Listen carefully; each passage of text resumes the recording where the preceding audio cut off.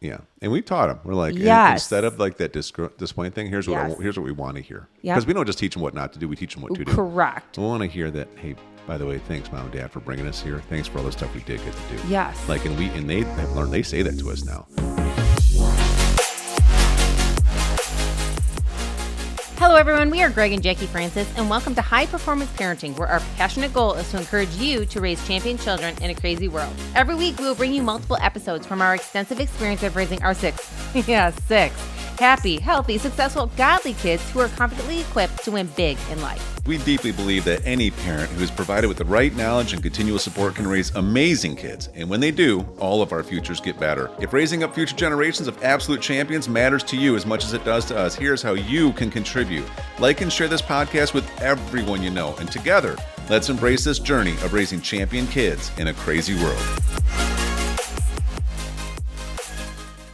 Okay, guys, we are going to wrap up this series of being a team. I don't know if it's really a series. It's kind of like what everything's talked about all the time, but we're just trying to be a little more specific this time.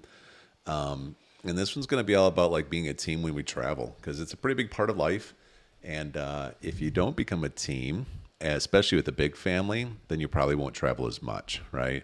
But I do have a question for you first. Did you hear about the fire at the circus? No. It was intense. Get intense or intense. Where do you get all these? Hey, why do ducks have feathers? Why? To cover their butt quacks. Oh my gosh. Come on, that's good. Too far. You know it. Okay, let's talk about travel. It's not fresh in our mind because we just came off a trip. And, so, when it comes to being a team and communicating all this, what's travel like, honey? It's things like how much prep do we have to do on how to get ready? How much prep do we do on what to expect from the trip? Yes. How much prep do we do on what is expected from them on this trip? And then what is expected from them with others? Right? You want to talk on that a little bit? Yeah, I mean, we definitely take, again, just like everything in our life, it's really important for us to prep our kids so well so the communication is open, because we really set our kids up for success. We don't want to be on our kids all the time. We just want to enjoy the situations when we're in them. But again, when you don't know what to expect or what's going to go on, there's this confusion. I mean, I know even as an adult, like I don't even know how many times we'll go do something, whether it's a speaking engagement or go on a trip, and maybe you planned it more than I did. You've been part of the community. I'm like, what's going on? You're like, we're going to do a little bit of this and this. And I'm like, so, but where are we going? What are we doing? And you're like, okay, let's go over it so we know what, to be ready for type thing. Right. Like go through the schedule and go through who's going to be where and with who. And what to expect when we are there. Like, so is it a fun atmosphere? Yeah, is it business tense? time? Is it, yes. Is it counseling time? If it's with one of our friends that we know we mentor or mentoring us, what are we doing? Right. Because if not, like, I'm not even excited about going because I don't know what to expect. Yeah. And so we try really hard to do a lot of that ahead of time. And then with that, once, we kind of go over the schedule with the kids, of course it's what to pack. And again, our big kids are really self-sufficient. They, do a lot of packing. What they bring, and what they forget, and life goes on. Yeah. But our younger kids, it takes more planning to make sure that we have the right, clothes and toys and sports equipment and everything else under the sun. But then when we are at a place, again, we like to just make sure that we go over with our kids what to expect each day, because like we just came off a trip and it was 2 days and, it was super fun, lots of playing sports, lots of having fun, some downtime. But before we went and hung out, even before that, we were like, hey guys, here's kind of the game plan. So when mom and dad are ready to do this, we want you to be on board with leaving, or we want you to be on board with giving us space sometimes to do what we need to do. Or we want you to be on board with, giving us an opportunity to have the conversations we want without you guys right next to us. Yeah. Or and even just to back up a second about the 2-day thing, why do we only do 48 hours typically? Well, I mean, typically just because we like to come back and have our space and we like to have our family time, and too much of that, we kind of run out of energy to have fun together. Yeah, it comes from experience and some try, fail, adjust. And, we just know that there's a lot of factors that go into it. One, if you're staying in a strange place, then nobody sleeps as well. It's not the normal typical setup, big family. We're kind of all over each other quite a bit, which can get a little bit intense over time. Sure. Honestly, because we do have such busy schedules between everything we all do in the family, it's hard to be away too long because then things start building up back at home. And that makes it worse when we get home if we stay too long. Also, depending on who we're spending time with, you can only take so many other people and so much of doses, right? And that's just a reality. And so we just have kind of fallen on that 48-hour rule for us typically. And so that's been a good thing. And then, okay, so what do we do with those 48 hours? Like for instance, this last trip, we started planning it and we knew that, okay, well, we're going to leave by X time on this day. Say for us, it was Wednesday because there was something that each of us had to do in the morning, right? And then we were going to have a 6-hour car ride. What's a 6-hour car ride look like? As you and I are talking through, is anybody going to get any screen time? We were kind of agreed that we're going to pretty much try to avoid it if possible. Fully, and maybe at the very end we might do 30 minutes of it or something like that. But I don't even think, did they even have any? I don't think we even did it. No, we're not a big screen time family. So that's the first thing. Probably, our kids are not on their phones all day. That is not how we do things in our family. So sometimes people will be like, how do you keep your kids from being on the screen? I'm like, but we're not screen time people. We like to be in the presence of each other. Yeah, there's just not a choice. Like for their whole time growing up, we just never have given them a choice. But we've also explained to them why.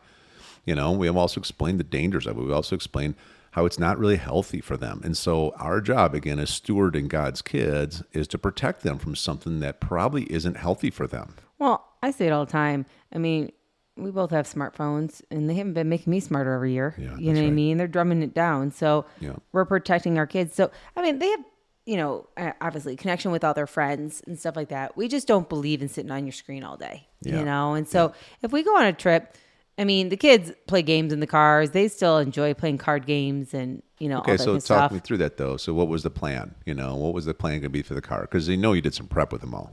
Well, I mean, again, it was really preparing them. Make sure you guys bring enough games to play because they play card games the whole time or they play road trip games and stuff like that. Many of them, they actually can read in the car, which shocks me. Yeah. But many even on a twisty drive up through the mountains. I know. It's pretty I'm impressive. sick not reading. They're reading, getting through. They're reading stuff. Some of them honestly bring stuff that they've been working on. Different, things they're writing or what they're doing. They bring their journals and they do some of that. I mean, they just, Hunter sits there in colors for hours. Yeah. She so loves to sit in color and she's one that can read in the car. So she'll read. And, but again, we find enough things to do. And then they look outside and they observe and they enjoy. And we talk about what we're looking at and what we're seeing. And then we get in some really good conversations again with our kids. I mean, we take the time to discuss different things going on because if we're going to be in the car that long, let's talk about it, So we do a lot of that kind of stuff when we're on car rides. Yeah. It's pretty easy going because we just feel, again, why make it more messy than it needs to be? But I remember also this trip, I knew that I had to do a couple of phone calls, with some people. One of them was I had to get on the phone with some attorneys just about setting up some new business, right? And I asked a few of the older kids, I said, okay, so do you want to listen in on this conversation? Of course, a couple of them were like, yeah, for sure. Because they just love learning stuff. Sure. So I'd put that call on speakerphone and everybody got to listen in and then took some time afterwards, but like, all right, ask me questions, and they're asking these great questions. That was an 1.5 hour ride right there. Just doing that, engaging in that. I know one thing that we prep them with in the car is that, okay, so this is like 6 hours. So, we're not going to be out, Drews in particular, and I'm back there like wrestling or trying to tickle everybody, and it makes a ton of noise because it just gives me a headache when I'm driving. And so I need to drive 6 hours. I need to pay attention. We're going up and down these slopes and hills, and semis are going by. So I need y'all to just realize this ain't going to be loud, right? But prepping them in advance so that way I'm not correcting them in the moment, And it doesn't always work perfectly, but it does work pretty well. Right? Yeah. Yeah. I know you're thinking of some scenarios. Then having some of the conversations, now and then too, it's also like, okay, we've had enough conversation for a little bit. I want to talk to mom for a little bit, and just go do your thing or whatever. And we can only have such conversations because there's very sensitive ears that they didn't hear that they need to clean the room, but they sure do hear what you and I are talking about. But it's fun because, again, we just feel like we're going to make the most of this. You know what I mean? We're going to have fun doing whatever we're doing. We're going to have an attitude of fun. That's right. And so then we know that, okay, we're going to get there by X time. Okay? Yes. Now the kids, because we were going up to visit our friend who also does coaching, coaching of tennis, coaching of golf. And they're super excited about that, Sure. so they can't wait. And they're like, okay, so when are we going to do this? So we prep them like, okay, we're going to get together at blank time and we're going to do about 2 hours max of tennis, and then we're going to call it a night after that. So you guys, just so you know, don't try to push for us to extend, even if the coach wants to extend. Right. We know what's best for everybody here. Because we're sitting here thinking, okay, we've already been on the road all day. Everybody was up early. Totally. We've been driving through the mountains with elevation changes, which gives everybody kind of a headache. Kind of like when you travel on a plane, Yep. which tires you out. We know that you're going to play tennis hard for a couple hours. And then I get it. You're wound up because you're a kid. But it isn't, you're going to ruin tomorrow if we overdo it today. Right. And so you and I are disciplined enough to be like, we're stopping at this point. Even even if the other adults don't want to stop. Well, and that's the key a lot of times is taking the time for what's best for our family. Because again, you and I have been in such good communication that if we need to alter what's happening, you and I are going to kind of talk and say, hey, it's kind of been a long day. I'm kind of tired. I'm maxed out. As a mom, I need us to go back so I can and me too regroup. I get it's just too long of a day, and then when I don't want to be there anymore, now it's not fun for all of us anymore. And Right. So we do that. And the same thing, like you said, even if other people are ready to go, I think we're just aware at this point, after having done enough trips and having such a large family, what works for one person that has 1 or 2 kids doesn't work for us that has 6. yeah, and it's a matter of, though, I think the whole point behind all of it is just you got to figure out what works for you and then have the boundaries and the courage to actually stick to it regardless of what anybody else wants. Right. We're the type, we've learned to be the type over time that we don't need to try to cram in everything you could do on a trip in one trip. We can always go back. Yes. Instead, let's do couple things that are going to be really fun, and let's call it a day so that way we're all still sane and we actually enjoy it instead of need to come home and need a vacation after our vacation, right? Right. And we don't allow just our emotions to take over all the time, because I think, everybody can get psyched when you're having a good time, right? Like everybody, emotions are high, everyone's having fun. But then when you go a little too long in any situation and the fun wears off, that's when people get hurt, I always say. Yeah. And it could be physically, like that's when like the 5-year-old falls down the hill and there's a scrape up her knee and you're dealing with butterflies. You know what I mean? Like it can be somebody gets hurt because their feelings get hurt, because somebody said something, somebody took it too harsh, blah, blah, blah. It could be somebody got hurt because, literally they're worn out and their heads are maxed out. For sure. You know what I mean? So like everything's fun and games until somebody gets hurt. For sure. And then the fun is gone and you don't remember the fun. Yeah. You only remember That's right. the not so fun part. Yeah. So a couple other quick ideas that we've learned is also teaching the kids that sometimes after we've been together all day as a family, that we need a little adult time. Meaning that you and I need some decompress time, and that's usually in our evenings, the last part of the evening. And we're just like, you kids, just go play cards and go color, do whatever they're doing, but just do it over at the other end of the house, and let me and mom just have a little bit of time, versus coming up every 3 minutes and be like, hey, what about this? Or hey, what about this? It's like, we've been together for like 10 hours straight now. So just give us the honor of doing this. And we prep them on that. We prep them before we get to that moment that we'll probably need some decompress time at night. So guys, have your card games ready and stuff. So you can kind of do that kind of a thing too. And that's been really helpful for us as well, right? I would agree. I think that everybody actually feels better having that alone time. Yeah. Yeah. So then of course the next day for us on this trip, it was like, all right, we both had a little bit of work to do. You and I want a little slow morning. So again, I had to prep the kids. All right, Drews, don't be bugging me every 4 seconds to go play something right now. And we're going to take a slow morning. We're going to go over to our friends about 1 o'clock. We're going to play hard for about 5 hours, and then we're going to take a short break. We're going to go play golf. But then, one thing that was really good that you were helping with is like, okay, so just, because I broke off and was hanging with our one friend, and you were doing something with Hunter and our other friend and her daughter. And but it's like, okay, so even though if coach is asking you guys something, remember your dad's the authority here. So don't put him in a bad spot.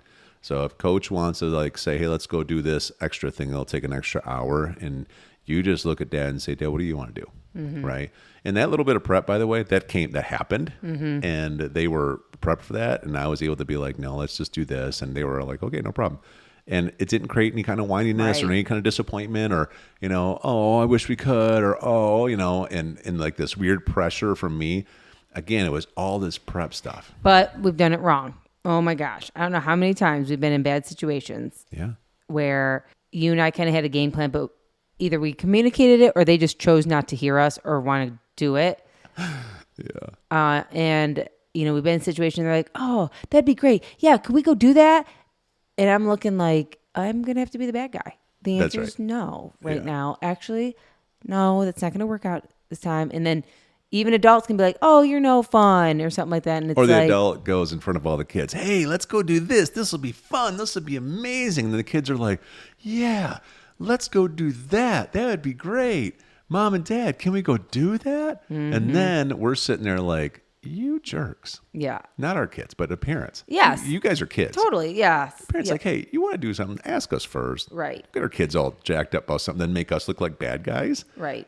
Just because you want to go play more. Or go get ice cream or go do this. Or another layer of sugar, or something like that. And when we're just like, no. But that's part of us having to manage stuff too. But that's why the prep work on the front end helps, because a lot of times we can't prep the other parents. No, we can't. No. Wish we could a little bit sometimes. Yeah, we try to. Yeah, we do in a very people skilled way. Yeah, but teaching our kids, and again, our kids have done it wrong. We're just what you said: no complaining, no bad attitudes. I will tell you, there's been times when, okay, Dad, what do you want to do? No, guys, I don't think right now is the best time. All right, and we're like, see, you didn't have my back. You weren't a team player. A team player says, cool, maybe next time. Let's have fun doing what we're doing now and we'll finish it up. Yeah. And we've taught them. We're like, instead of like that disappointing thing, here's what we want to hear. Because we don't just teach them what not to do. We teach them what to do. Correct. We want to hear that, hey, by the way, thanks, Mom and Dad, for bringing us here. Thanks for all the stuff we did get to do. Yes. Like, and they have learned, they say that to us now. That's right. And it's kind of funny. We get in the moment, we get a lot of gentle pushback from other parents about how strict we are, quote unquote, or how much parenting we do, or calling us whatever they want to call us. But then I also hear all the time, just like we just heard from our one friends we were just with that sent us this nice message like, man, your kids are such a joy. Right. And he was saying that. He's like, with all the people he has been spending time with his daughter, his basically 6-year-old daughter, over the last couple of years since they moved to their area, he's just saying, I've been really kind of getting a little bit jaded, a little discouraged about the state of families. And it just rubs off on my kid, and they're whiny and they don't listen. And, it's all, and he said, but man, your kids are like obedient listeners, and they're just so respectful, and they just are so full of joy, and they have fun in the moment, and they have great people skills. And it was just so wild. He said it's just like, it like really restored his hope for families. And you see, so even though typically we get pushed on, let's check the fruit in the tree afterwards. Mm-hmm. Obviously, we're not trying to be arrogant here, but all this stuff that we talk about, I'm telling you, like, I can't tell you how many people like resist, and that's too much, and you should give them more freedom, and you should do this over here. And it's like, okay, but just, how's the fruit? Correct. Right? How's the fruit? So that's good. Anyways, good stuff, babe. Love you. Hey everyone, thanks for listening, and thanks for your love and support. We hope that today's episode added tremendous value to you and your family. It would mean so much to us if you would partner with us on our mission of helping parents around the globe raise champion children in this crazy world. To do so, simply take a moment to like and share this podcast with everyone in your network. See you next time.